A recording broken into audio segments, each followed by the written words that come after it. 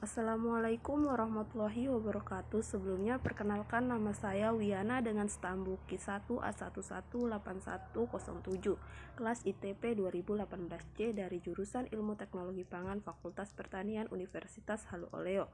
Tujuan saya membuat video ini yaitu untuk memenuhi tugas dari mata kuliah Bioteknologi Pangan. Adapun judul jurnal yang saya ambil yaitu Kajian Pengaruh Cara Pembuatan Susu Jagung, Rasio dan Waktu Fermentasi Terhadap Karakteristik Yogurt Jagung Manis. Yogurt adalah produk hasil fermentasi susu menggunakan bakteri Lactobacillus bulgaricus dan Streptococcus thermophilus. Proses fermentasi pada yogurt mempunyai peran penting dalam pembentukan asam laktat. Bakteri Lactobacillus bulgaricus berperan pada pembentukan aroma yogurt, sedangkan Streptococcus thermophilus berperan pada pembentukan cita rasa yogurt.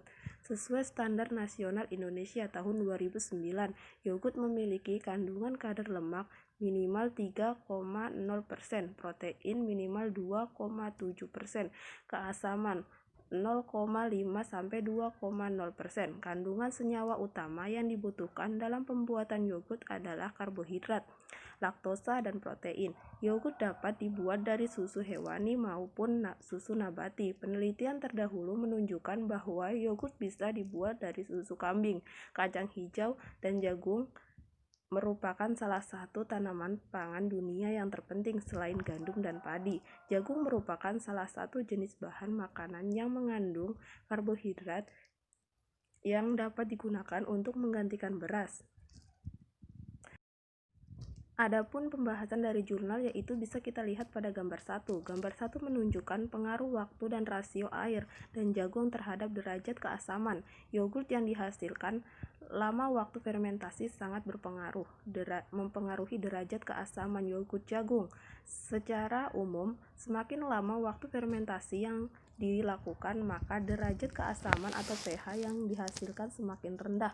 Penurunan pH terbesar terjadi pada rasio air jagung 1:1, menyatakan dengan bertambahnya waktu inkubasi aktivitas mikroba semakin meningkat dan jumlah mikroba semakin banyak, sehingga mengakibatkan pH turun. Hal ini membuktikan terjadinya perubahan kimia dari gula atau sukrosa, glukosa, dan laktosa menjadi asam. Sehingga semakin banyak gula yang diubah menjadi asam, maka semakin besar pengaruh pH yang terjadi. Yogurt jagung rasio 1:1 mengalami penurunan pH yang paling besar dari pH awal 6 menjadi 4 karena mempunyai kandungan gula paling besar sesuai dengan gambar 1. Kadar asam laktat bisa dilihat pada gambar 2. Asam laktat C3H6O3 merupakan komponen asam terbesar yang terbentuk dari hasil fermentasi oleh bakteri yogurt.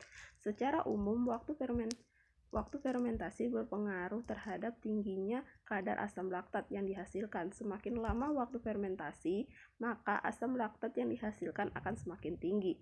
Gambar 2 menunjukkan pada waktu ke-0 kandungan asam laktat dalam masing-masing rasio yogurt bernilai sama, yaitu 0,09% menurut Maulidia 2007. Jagung manis mempunyai kandungan total asam sebesar 0,9%. Hal ini menunjukkan bahwa kondisi awal jagung sudah mengandung sedikit asam, sehingga mempengaruhi pula nilai pH awal. Kadar asam laktat untuk semua rasio mengalami peningkatan selama 15 jam inkubasi. Hasil yang sama diperoleh oleh Magala et al. 2013, di mana semakin lama waktu inkubasi, maka kesempatan aktivitas mikroba dalam menghasilkan asam laktat semakin besar. Kenaikan asam laktat ini sejalan dengan penurunan pH yang telah dijelaskan di bagian 3.2.1 pada rasio 1:1. Kadar asam laktat setelah 15 jam meningkat paling besar, yaitu sekitar 7 kali lipat dibandingkan sebelum fermentasi.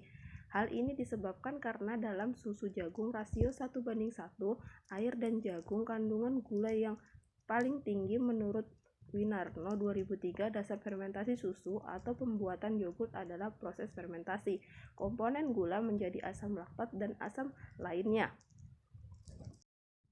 Pada gambar 3 bisa kita lihat bahwa kadar gula total lama waktu fermentasi mempengaruhi penurunan kadar gula total yogurt jagung. Semakin lama waktu fermentasi maka akan semakin menurunkan kadar gula total yogurt jagung yang dapat dilihat pada gambar 3. Berdasarkan gambar 3 dapat dilihat kadar gula total, yaitu setiap rasio mengalami penurunan. Hal ini disebabkan karena adanya aktivitas bakteri yogurt yang memfermentasi gula seperti sukrosa, glukosa, dan laktosa menjadi sebagian asam laktat dan sebagian jumlah asam yang lainnya. Penurunan gula total sejalan dengan penurunan pH ataupun kenaikan asam laktat yang telah dijelaskan pada bagian 3:21 dan 3:22 rasio air dan jagung 1:1 yang telah diinkubasi selama 15 jam mengalami penurunan kadar gula total yang paling besar dari 3% menjadi 1%. Hal ini disebabkan karena semakin besar kandungan gula total maka akan mempercepat aktivitas bakteri dalam perubahan menjadi asam, sehingga dapat dikatakan semakin besar kadar gula maka akan mengoptimalkan kinerja bakteri yogurt. Perbedaan kadar gula masing-masing rasio pada jam ke-0 menunjukkan semakin besar rasio air dan jagung maka semakin kecil kadar gula totalnya. Pada awal fermentasi rasio 1:1 mengandung gula 3%, sedangkan rasio 5:1 menunjukkan kadar gula terkecil sebesar 1%. Suatu bahan dengan menambahkan air yang berlebih akan menurunkan kandungan pada bahan tersebut. Dengan semakin besarnya air yang ditambahkan pada jagung maka akan menurunkan kadar gulanya. Dan pada gambar 4, kadar lemak. Kadar lemak yogurt jagung dipengaruhi oleh kondisi medium, kadar lemak awal, dan perkembangan bakteri yogurt. Semakin besar kandungan lemak awal pada medium yogurt, maka akan semakin besar pula kadar lemak yang dihasilkan.